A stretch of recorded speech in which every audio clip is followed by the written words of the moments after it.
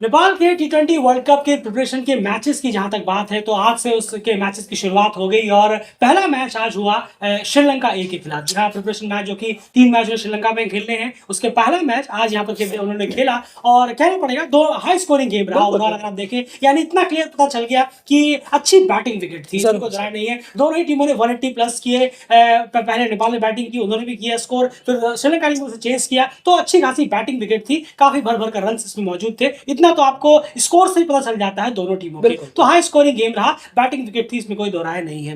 And जो score रहे हैं इस मैच के, पहले उससे शुरुआत करते हैं, फिर देखते हैं नेपाल ने किन किन बॉक्सों को इस मैच में अच्छे से ठीक कर किया है और किन किन को नहीं कर पाया प्रिपरेशन के लिहाज से। अगर आप देखेंगे सबसे पहले स्कोर की अगर बात करें, एंड सिर्फ स्कोर दोनों टीमों के कितने रहे और कौन कितने विकेट से इस मैच को जीतने में कामयाब। जरूर नेपाल ने पहले बल्लेबाजी की और 185 फॉर 5 यानी कि 185 पर 5 विकेट 20 ओवर होने के बाद नेपाल ने बोर्ड पर लगाए और 186 का 186 का टारगेट दिया ओपोनेंट को यानी कि श्रीलंका ए को। और जब श्रीलंका ए बल्लेबाजी के लिए आई वहीं पर बहुत ही ज्यादा डोमिनेटिंग तरीके से श्रीलंका ए जीतने में कामयाब रहा। 18 ओवर के अंदर उन्होंने 186 के टारगेट को कंप्लीट भी किया और सिर्फ 4 विकेट गंवाए यानी कि 189 फॉर 4 उनका फाइनल स्कोर रहा श्रीलंका ए का और 6 विकेट से वो पहला प्रैक्टिस मैच जीतने में कामयाब। बिल्कुल, तो काफी डोमिनेटिंग विक्ट्री यहाँ श्रीलंका के लिए रही है। अब चलते हैं जरा और थोड़ा सा घुसने की कोशिश करते हैं इस रिपोर्ट में। नेपाल के पर्सपेक्टिव से अगर आप देखेंगे, नेपाल का जो फेस बाय फेस का स्कोर रहा, जो उन्होंने किन फेस में कितना स्कोर किया जानना बहुत जरूरी है,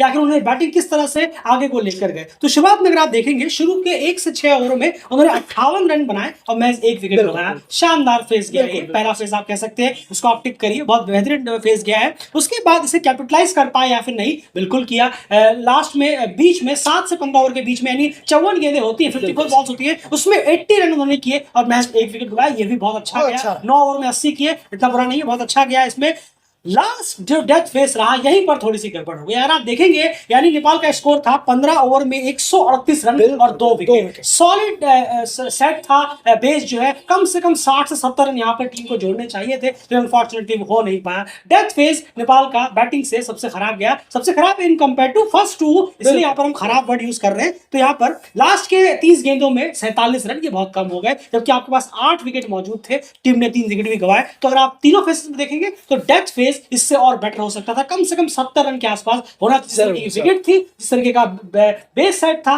डेफिनेटली 70 रन यहाँ पर कम से कम इस फेस में होने चाहिए थे। अब यार बैटिंग डिपार्टमेंट की बात करते हैं। बैटिंग करते हुए नेपाल ने पहले बैटिंग की, बल्लेबाजों के क्या कुछ स्कोर रहे, स्ट्राइक रेट्स कैसा रहा, इन सब पे गौर करना बहुत जरूरी है जब प्रिपरेशन कर रहे हैं या फिर प्रैक्टिस कर रहे हैं, उस लिहाज से। एंड बल्लेबाजों के स्कोर और उनका स्ट्राइक रेट बताएंगे जरा। जरूर, अगर हम देखें, कुशल भुरतेल 25 रन बनाकर आउट हुए 18 गेंदों में, जी हाँ, और 139 का उनका स्ट्राइक रेट रहा है, बेहतर रहा, बिल्कुल बेहतर रहा है और अच्छा स्ट्राइक, हेल्थी स्ट्राइक रेट रहा है। अगर रोहित पुड़ैल को देखें तो 31 रन उन्होंने किए 19 गेंदों में और 163 का उनका स्ट्राइक रेट रहा रोहित का, बहुत अच्छा। और बहुत तभी हमने देखा मिडिल ओवर्स में जो 80 रन बने हैं अच्छी रन रेट से, वो आसिफ और रोहित की ही बदौलत खासा अच्छे स्ट्राइक रेट से दोनों ही बल्लेबाज खेले। बिल्कुल, उसके बाद आसिफ शेख की स्कोर की बात करें, 61 रन किए उन्होंने 42 गेंदों में, शानदार बल्लेबाजी की। 145 का स्ट्राइक भी काफी अच्छा रहा। संदीप जोरा डेफिनेटली उन्होंने ये मौका गंवाया है, उन्होंने जरूरत भी है, उनको थोड़े से अच्छे स्कोर की जरूरत भी है वर्ल्ड कप से पहले, लेकिन ये पहला मौका रहा। 2 और मौके हैं इसका भी जाना, लेकिन पहले मौकों को उभरा नहीं पाया और बहुत ही बुरी तरह फेल हो गए। महज 2 गेंदों में 1 रन बनाया, 50 का स्ट्राइक रेट, या फिर तो 2 ही गेंदें थी, स्ट्राइक रेट कितना ही ज्यादा होगा। उसके बाद एंड 2 और प्लेयर्स ने बल्लेबाजी की आज की डेट में। बिल्कुल, आरिफ शेख की बात करें तो आरिफ शेख 27 गेंदों में 42 रन बनाए उन्होंने, बहुत अच्छे अपने आप को उन्होंने थोड़ा कन्वर्ट किया, थोड़ा सा ढाला टी20 में अपने आप को और स्ट्राइक रेट को बढ़ाया, ये बहुत अच्छी चीज है। 156 का उनका स्ट्राइक रेट रहा है, यही एग्जैक्टली चाहिए। अगर आप शुरुआत थोड़ी धीमे करें लेकिन फिनिश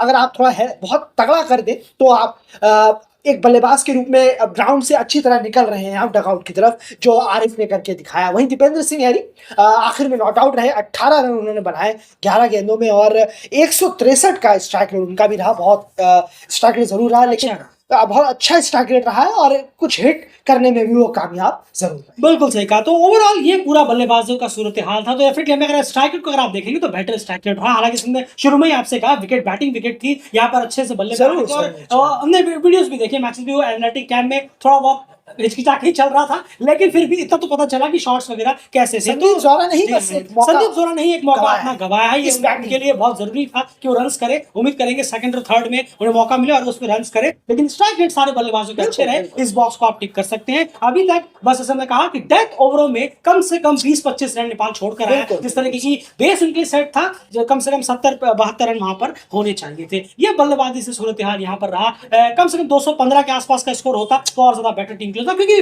विकेट वो डिमांड कर रही थी। देखिए श्रीलंका ने इजीली चेस कर दिया 18 ओवर में, 2 ओवर और उनके लिए बचे हुए थे, तो ये थोड़ी सोचने वाली बात जरूर हो जाती है। एंड जब डिफेंड करने के लिए आए नेपाल के बॉलर्स, तो उन बॉलर्स का नंबर्स वगैरह क्या कुछ रहे, सूरत हाल कैसा रहा, जाहिर सी बात है 18 ओवर मैच खत्म हो गया, यानी अच्छा हाल तो नहीं रहा होगा, लेकिन फिर भी बॉलर्स का पूरा लेखा जोखा किस तरीके का रहा। जरूर देखिए, बॉलर्स ने आउटिंग तो इतनी अच्छी नहीं दी है, खासकर बस सोमपाल कामी की काफी अच्छी आउटिंग रही। अगर हम देखें इस विकेट पर उन्होंने 3 ओवर में सिर्फ 27 रन दिए। जहां बैटिंग फ्रेंडली विकेट थी, बैटिंग कंफर्टेबल विकेट थी, वहां पर सोमपाल कामी ने 3 विकेट निकाले हैं। लेकिन साथ ही बॉलर्स काफी खर्चीले गए। गुलशन झा को अगर आप देखें, 1 ओवर में 18 रन उन्होंने दिए हैं। कुशल भुरतेल भी आए, ट्राई किया गया उन्हें भी, लेकिन वो भी थोड़े एक्सपेंसिव रहे। साथ ही करण केसी 2 ओवर में 21 रन दे डाले उन्होंने, तो थोड़ा सा बॉलिंग सिंह यारी भी 2 ओवर में 22 रन, बिल्कुल बहुत ज्यादा रन खर्च कर दिए। ललित राजवंशी को अगर आप देखें, 3 ओवर में 32 रन, जी हाँ 3 ओवर में 32 रन, 1 विकेट निकाला है उन्होंने। रन काफी 10 के 12 के इकोनॉमी रेट से दिए।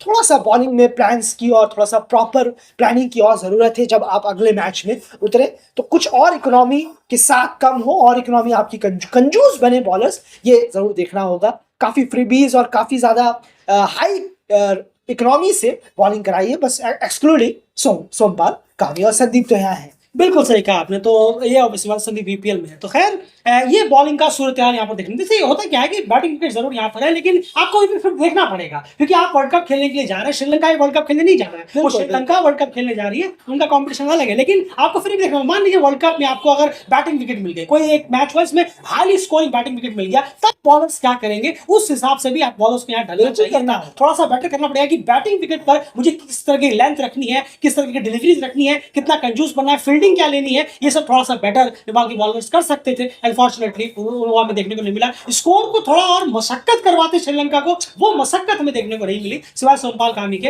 बाकी बॉलर्स ने यूजुअली लेट डाउन आज के प्रैक्टिस मैच में किया। उम्मीद करेंगे कि सेकंड और थर्ड में इससे वो बेटर करने में कामयाब जरूर है। तो ओवरऑल अगर आप देखेंगे डेथ ओवरों में स्कोर्स बल्लेबाजी बेहतर हो सकती थी। संदीप जोरा ने अपना एक मौका गंवाया और बॉलर्स ने उतनी बेहतर बॉलिंग नहीं करा जितनी बेहतर उन्हें ये सोचकर, क्योंकि उन्हें उसी वक्त पता चल जाना चाहिए था जब उनकी टीम बैटिंग कर रही है, ये बैटिंग विकेट है। यहाँ हम जो शायद स्पिन फ्रेंडली या चैलेंजिंग विकेट्स पे बॉलिंग कराते हैं, वो बॉलिंग यहाँ नहीं चलेगी, हमें कुछ और लेंथ रखनी पड़ेगी। वो जब तक उन्हें पता चला तब तक श्रीलंका ये मैच लेकर चला गया था। तो ये चीजें सीखनी पड़ेगी। उम्मीद करेंगे सेकंड मैच में वो इससे बेहतर करेंगे। संदीप जोरा आपसे भी उम्मीद है बेहतर करें। शेर मल्ला ने 4 ओवर जरूर डाले, लेकिन विकेट उनके हाथ लगा नहीं, जो नजर रहेगी इन सब चीजों पे भी। फिलहाल इस वीडियो में इतना ही। बने रहिए डेल मीट चैनल के साथ, फिर प्रैक्टिस मैच होगा, उसकी भी सारी अपडेट और एनालाइज लेकर आपके सामने जरूर हाजिर होंगे। जापान के एक अंडर 19 प्लेयर ने बहुत कहर मचाया हुआ है अंडर 19 वर्ल्ड कप में। क्या कुछ हो रहा है, जाकर हमारे फेसबुक पेज पे जाकर चेक करें।